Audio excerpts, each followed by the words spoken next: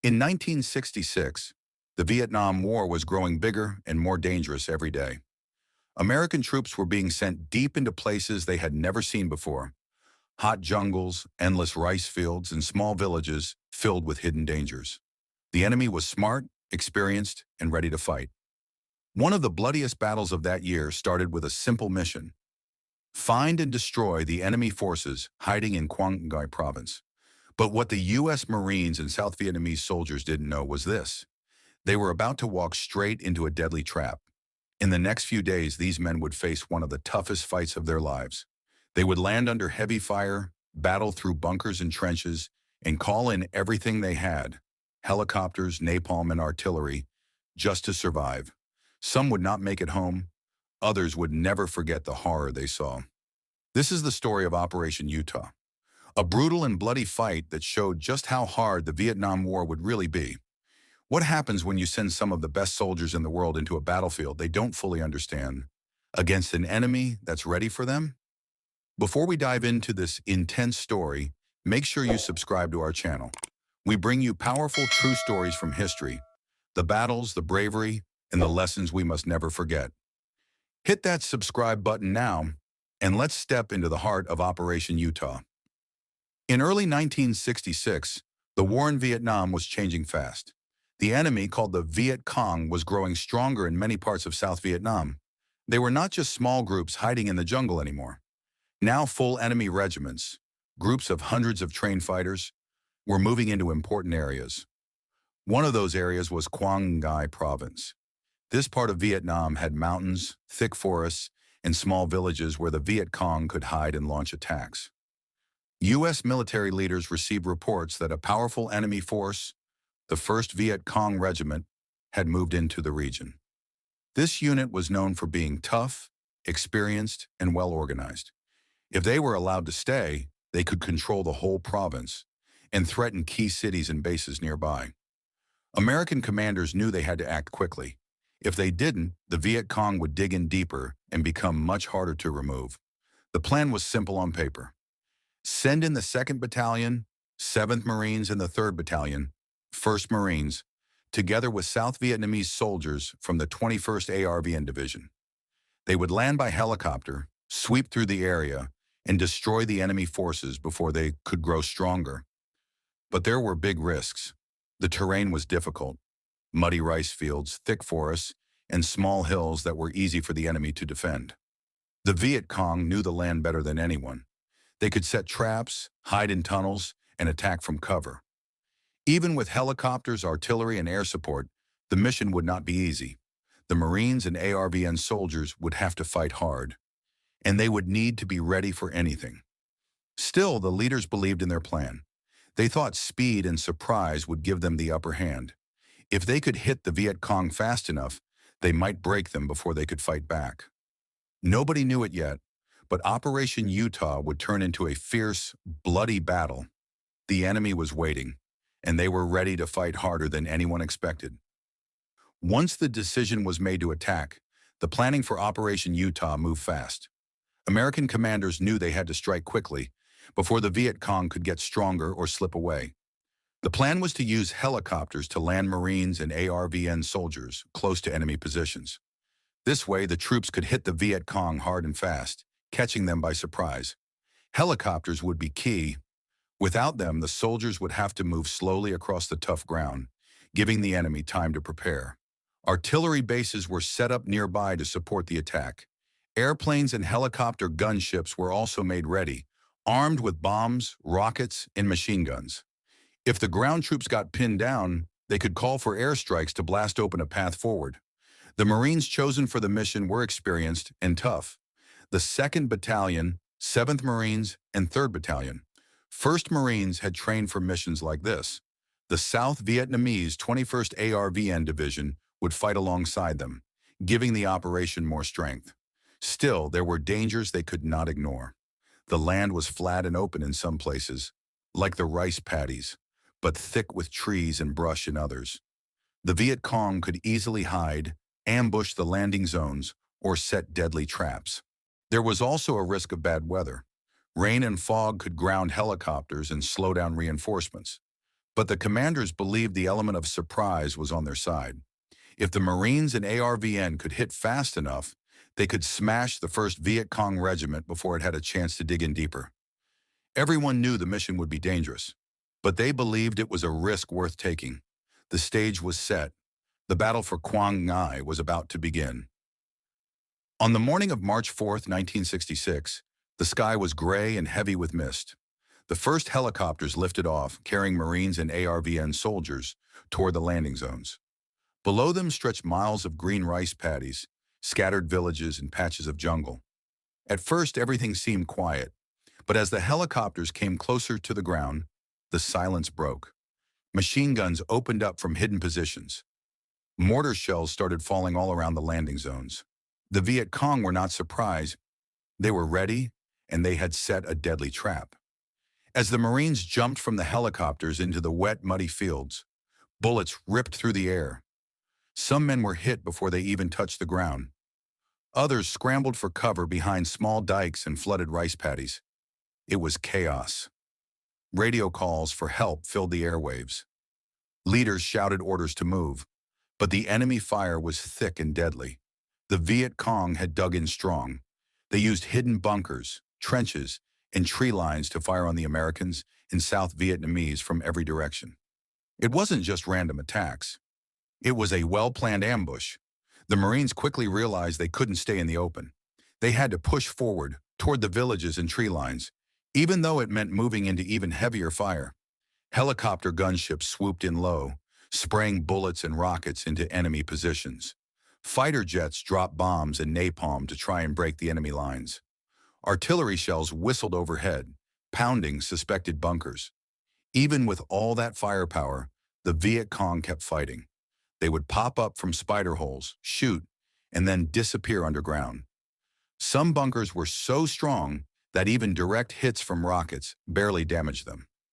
The Marines and ARVN soldiers fought inch by inch, sometimes crawling through the mud to reach the next piece of cover. They used grenades to clear bunkers and worked together in small fire teams to move forward. Medics worked bravely, running into open fire to drag wounded men to safety. Casualties were high. Helicopters were hit and crashed into the fields, adding to the chaos. By late afternoon, small groups of Marines and ARVN had managed to push into some enemy-held villages. But the Viet Cong fought for every house, every tree line, every bunker. It became clear that this battle would not be over quickly. The enemy was determined to hold their ground, and the Americans and South Vietnamese would have to fight harder than ever just to survive the first day. As the sun began to set, the battlefield was a nightmare of smoke, fire, and broken bodies. The Marines dug in for the night, knowing the fight was far from over. Operation Utah had begun, and it was already turning into a brutal and bloody struggle. But the battle did not stop. Flares lit up the dark sky, casting ghostly shadows over the muddy ground. The Marines and ARVN soldiers dug foxholes and set up machine guns, ready for a night of attacks. All night, the enemy probed their lines. Small groups of Viet Cong crept close, firing quick bursts before fading back into the darkness. Every noise, every movement in the jungle made the Marines tighten their grips on their rifles. Nobody could sleep. Everyone knew the fight would be even worse at sunrise. At first light, the Marines prepared to attack again. Their goal was simple: push the enemy back and take control of the nearby villages and hills. But simple didn't mean easy. The moment they moved forward, heavy enemy fire pinned them down again. The Viet Cong were not running. They were staying and fighting for every inch of ground. The Marines had to move bunker by bunker, trench by trench. Some enemy bunkers were hidden under thick bushes or even disguised as simple farm huts. The Viet Cong had built them strong, deep into the earth, with logs and mud that could survive bombing runs. Marines used grenades and satchel charges to clear them. Sometimes a Marine had to crawl up under fire, toss a grenade inside, and then leap back to safety before the explosion. It was dangerous, brutal work.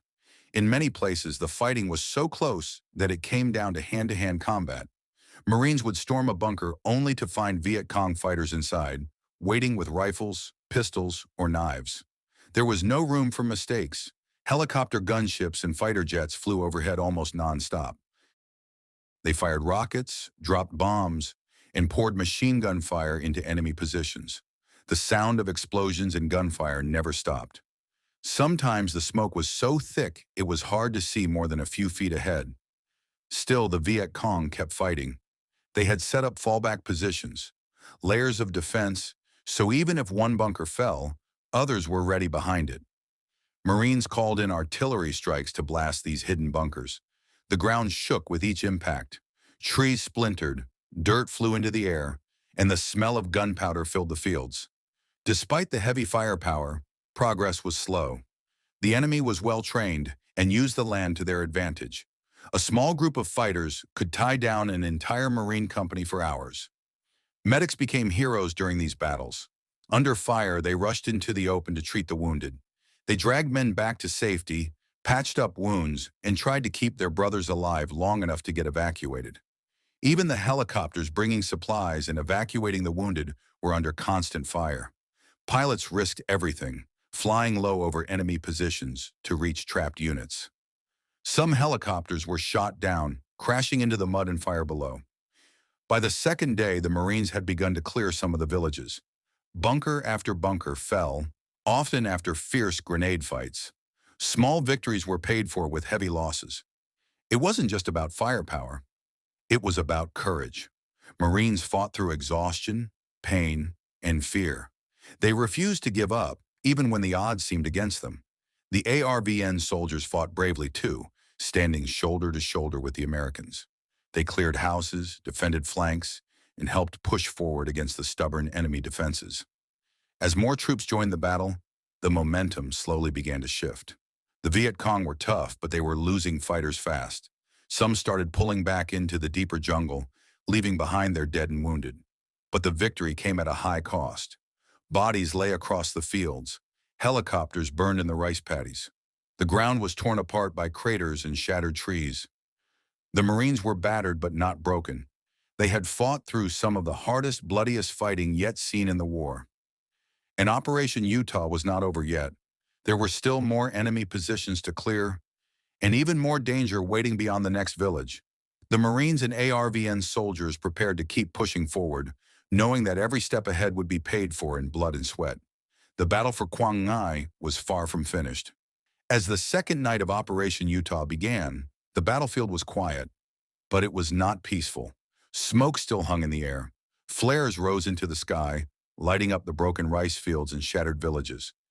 The Marines and ARVN soldiers worked quickly. They dug new foxholes, set up machine guns, and prepared for more attacks. Everyone knew the enemy was still close, and everyone knew the Viet Cong liked to attack at night. The wounded were gathered and evacuated where possible. Helicopters risked flying into the dark, landing in open fields under the threat of enemy fire. Medics stayed busy, treating gunshot wounds, burns, and shrapnel injuries. That night, small groups of Viet Cong fighters tested the Marines' defenses. They launched sudden attacks, firing a few shots or throwing grenades before disappearing into the darkness. Each time, the Marines fired back with everything they had: rifles, machine guns, and mortars. The enemy attacks were not full assaults, but they kept the Americans on edge, tired and alert. Rest was almost impossible. Most Marines caught only a few minutes of sleep at a time, if any. The sounds of the jungle, the fear of another ambush, and the cries of the wounded kept them awake. Even during the night, the Americans planned their next moves. Officers huddled over maps under red lights, figuring out how to attack at first light. They knew the Viet Cong were still holding strong positions ahead, and they would have to fight hard to break them. As dawn approached, the soldiers checked their weapons, passed around extra ammunition, and prepared to move out again. They were exhausted. They were battered. But they were ready. The battle for Quang Ngai would continue, and the hardest fighting was still to come. As the sun rose on the third day of fighting, the Marines and ARVN soldiers knew they had to finish the job. The Viet Cong were still holding strong defensive positions in the villages and tree lines ahead. If the Marines wanted to win, they had to break through.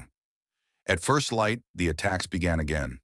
Marines moved forward carefully, covering each other as they crossed open fields and muddy ditches. They knew the enemy could be hiding anywhere, behind a tree, in a bunker, or even underground. Artillery pounded the enemy defenses before the Marines advanced. Shells exploded in the distance, sending dirt and smoke into the air. Helicopter gunships roared overhead, firing rockets at enemy bunkers and tree lines. Still, the Viet Cong fought back hard. Snipers picked off soldiers from hidden spots. Machine guns fired bursts that forced the Marines to dive into the mud for cover. The Marines answered with grenades, rifles, and courage. Squad by squad, bunker by bunker, they pushed forward. Some villages had to be cleared house by house. Inside, the Viet Cong used every trick. Hidden tunnels, booby traps, even using abandoned homes as firing positions. Every step forward was a risk. The ARVN soldiers fought just as hard. They cleared out enemy trenches, captured weapons, and defended the flanks so the Marines could keep moving. By midday, the pressure started to show. The Viet Cong lines were breaking. Some enemy fighters were killed. Others began to retreat into the jungles, leaving behind supplies, weapons, and the wounded. The Marines and ARVN soldiers captured key positions, small hills, villages, and strong points that the Viet Cong had been using for days. But victory came at a high cost. Many Marines and ARVN troops lay wounded or dead across the battlefield. Medics worked non-stop to treat the injured. Helicopters made risky landings under fire to evacuate them. By the end of the day, the main Viet Cong force had been pushed back. The Marines had broken through, but they had paid dearly for every step. The battlefield was silent now, but the memories of what had happened there would stay with the survivors forever. Operation Utah was nearing its end, but the scars of the fighting would last much longer. When the fighting finally stopped, the battlefield was almost unrecognizable. The once green rice fields were torn apart by bombs and artillery. Villages were burned, trees were shattered, and craters covered the land. The Marines and ARVN soldiers walked among the wreckage, checking for any hidden enemies and searching for their missing brothers. Smoke still rose from the ground in some places. The air smelled of gunpowder, mud, and something worse, the heavy smell of death. The cost of Operation Utah was painfully clear. 98 American Marines had been killed, and 278 were wounded. Many South Vietnamese soldiers had fallen too, though exact numbers were harder to know. The Viet Cong had suffered even more. Reports claimed that over 600 enemy fighters were killed. Weapons, documents, and supplies were captured from abandoned bunkers. But numbers could not tell the whole story.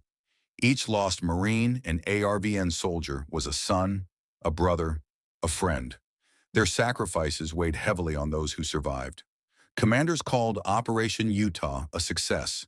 They had forced the 1st Viet Cong Regiment to retreat. They had destroyed enemy strongholds and stopped future attacks in that region, for a while.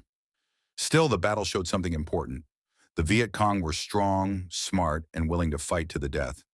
Victory in Vietnam would not come easily. There would be many more battles ahead, just as hard, or even harder, than this one. For the men who fought at Operation Utah, the memories would never fade. They had faced the worst of war, and they had stood their ground. The price was high, the lessons were hard, but their courage would never be forgotten. Operation Utah taught many hard lessons about the Vietnam War. It showed that even the strongest soldiers, with helicopters, bombs, and artillery, could still struggle against a determined enemy. The Viet Cong were not just small groups hiding in the jungle. They could fight like a professional army when needed, using bunkers, trenches, and smart tactics. They were willing to take heavy losses and still keep fighting. For the Marines and ARVN soldiers, Operation Utah proved that victory would not come quickly. It would take not just strength, but patience, teamwork, and incredible courage. The battle also showed the limits of technology. Helicopters and airstrikes helped, but they could not win the fight alone. In the end, it was the soldiers on the ground, crawling through mud, clearing bunkers, and standing strong under fire, who made the real difference. Commanders back in Saigon and Washington saw that body counts and broken enemy units looked good on paper. But on the ground, every victory came with a high price. Operation Utah was not just a battle, it was a warning. The war ahead would be longer, harder, and bloodier than anyone had hoped. Operation Utah was more than just another battle in the Vietnam War. It was a story of bravery, sacrifice, and incredible toughness. The Marines and ARVN soldiers who fought at Quang Ngai showed the true meaning of courage. They faced fear, pain, and death, but they never gave up. They fought not just for victory, but for each other. Today, we remember their struggle. We honor those who never came home. Their sacrifice helped write a chapter of history that must never be forgotten. Operation Utah reminds us that war is never easy. It is messy, painful, and full of hard choices. But it also shows the power of teamwork, bravery, and determination in the face of overwhelming odds. Thank you for joining us today to learn about this powerful story from the Vietnam War. We hope you found it meaningful and inspiring. If you enjoyed this video, please don't forget to like it. It really helps us reach more people who love true stories from history. And if you haven't yet, make sure to subscribe to the channel for more powerful stories of courage, conflict, and survival. Thanks again for watching, and we'll see you in the next video.